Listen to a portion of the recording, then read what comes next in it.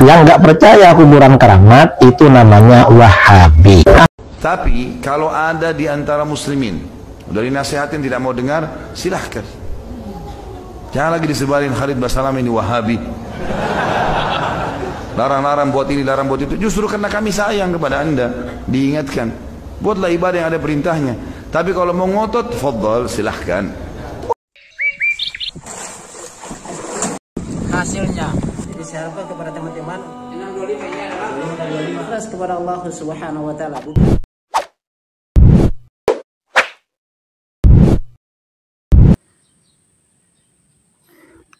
Bismillahirrahmanirrahim. Assalamualaikum warahmatullahi wabarakatuh. Sahabat Lampa Channel yang semoga dirahmati Allah Subhanahu wa taala. Alhamdulillah. Hamdan katsiran thayyiban mubarakan fihi kama yuhibbu rabbuna wa yardah. Asyhadu an la ilaha illallah iqraran bihi wa tauhidan wa asyhadu anna Muhammadan abduhu wa rasuluhu la nabiyya ba'dahu sallallahu alaihi wasallam. Ya sahabat Lampa Channel yang semoga dirahmati Allah Subhanahu wa taala. Alhamdulillah kembali lagi dengan kami di Lampa Channel berbagi manfaat. Nah, pada kesempatan kali ini sahabat Lampa Channel kembali kita akan mereaksi lagi sebuah video dari Ustadz Khalid Basalamah yang mana memang di situ Masya Allah dia memberikan nasihat-nasihat terkait dengan orang-orang yang kita dakwah. Kalau mereka memang tidak mau mengikuti dakwah ya tafadhol ya, karena kita hanya sekedar untuk menyampaikan saja. Nah, di sini kita tidak berpanjang lebar sahabat Lampa Channel. Memang kita tahu bahwasanya menyebarkan dakwah salafiyah, menyebarkan kebenaran itu pasti akan penentangan yang sangat banyak, dan itu yang terjadi juga di Nabi Shallallahu Alaihi Wasallam ketika menyampaikan kebenaran, mengajak orang untuk mengucapkan kalimat la ilaha illallah. Apa yang terjadi?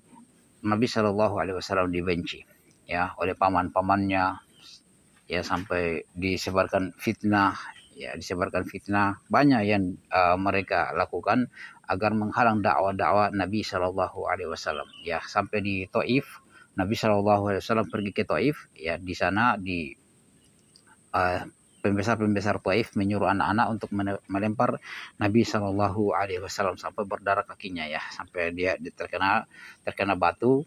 Dan itulah sahabat Lampa Channel, tapi Nabi Shallallahu Alaihi Wasallam mendoakan mereka agar mereka itu mendapatkan hidayah ya. Tidak para malaikat penjaga gunung memberi salam kepada Nabi Shallallahu Alaihi Wasallam agar diizinkan gunung itu akan ditimpahkan kepada penduduk Taif, tapi Nabi Shallallahu Alaihi Wasallam tidak melakukan itu, tidak mengizinkan, dan Nabi mendoakan mereka, dan terbukti adalah generasi setelah mereka adalah orang-orang yang paling taat kepada Nabi Shallallahu Alaihi Wasallam. Oke. Nah, di sini sahabat Lampa Channel kita akan melihat ya bagaimana sepak terjang dakwah salafiyah yang apa yang harus kita lakukan dengan penentangan dan fitnah yang terjadi. Ayo kita lihat Ustadz Khalid berbicara ya. Tapi kalau ada di antara muslimin dari nasihatin tidak mau dengar, silahkan. Jangan lagi disebarin Khalid Basalam ini Wahabi. Larang-larang buat ini, larang buat itu. Justru karena kami sayang kepada anda, diingatkan. Buatlah ibadah yang ada perintahnya. Tapi kalau mau ngotot, fadhal, silahkan.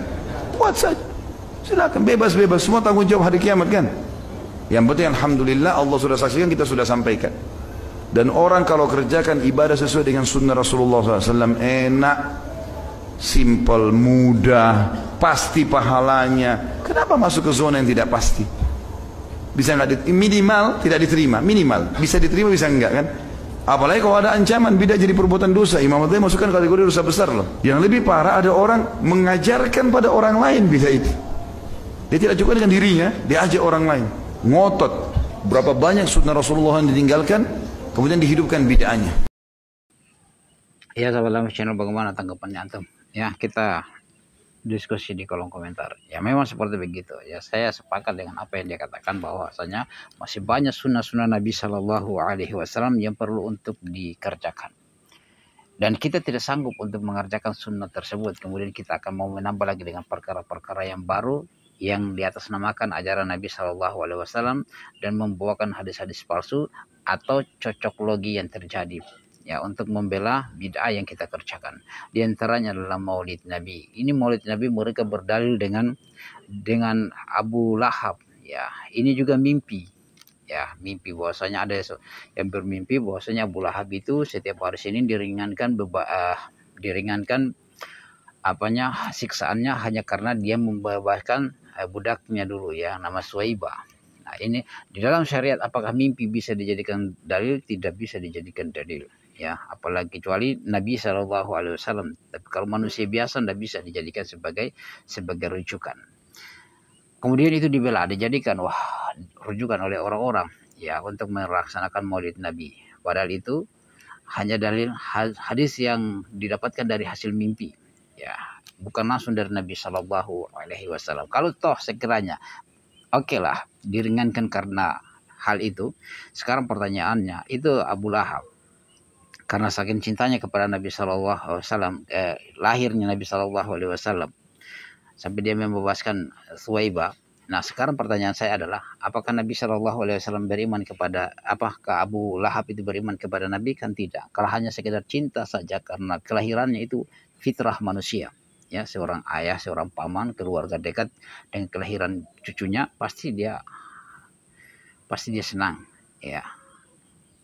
Tapi kalau yang jadi ukuran adalah dia ittiba atau tidak ya. Fattabi'uni yuhibbukumullah, kata Allah Subhanahu wa taala, ikutilah aku ya, Allah akan cinta kepada kalian. Kata Nabi SAW, ikuti Nabi SAW dengan beriman. Tapi kan Abu Lahab tidak beriman ya, maka itu tidak bisa dijadikan sebagai dalil. Dan masih banyak lagi tahlilan lagi. Rasulullah mengatakan bahwasanya kalian datang para sahabat membawa makanan kepada keluarga Ja'far karena keluarga Ja'far telah ditimpa sesuatu yang menyibukkannya dengan meninggalnya Ja'far.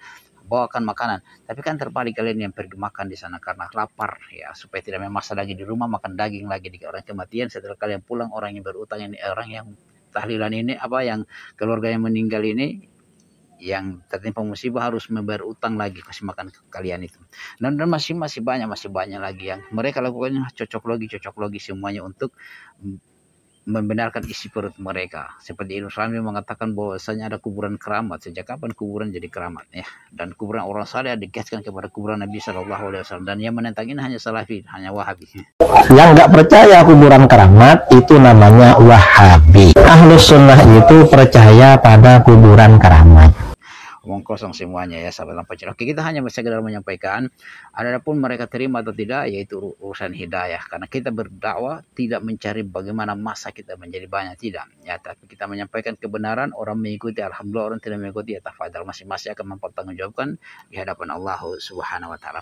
Semoga Allah Subhanahu wa taala merahmati kita semuanya dan memberikan mereka hidayah. Ayolah, saya ajak Anda untuk gabung kepada dakwah salafiyah ya, gabung dengan dakwah salafiyah yang di sana jelas melaksanakannya dengan dalil. Jika tidak ada dalil, maka mereka tidak akan melaksanakannya. Karena semuanya akan pertanggungjawabkan di hadapan Allah Subhanahu wa taala. Apalagi atas menamakan Nabi SAW, karena Nabi SAW tidak pernah melaksanakan. Dan Rasulullah sudah ingatkan, wa iyyakum wal muhdatsatil umur, hati-hati kalian dengan perkara-perkara yang muhdas. Fa inna kulla muhdatsatin bid'ah, karena yang perkara-perkara yang muhdas itu adalah bid'ah.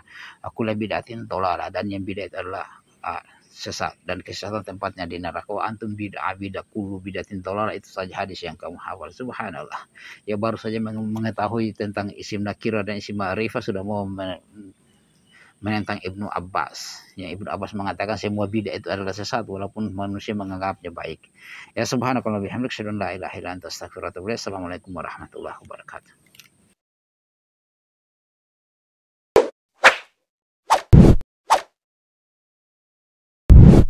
الحمد لله رب العالمين.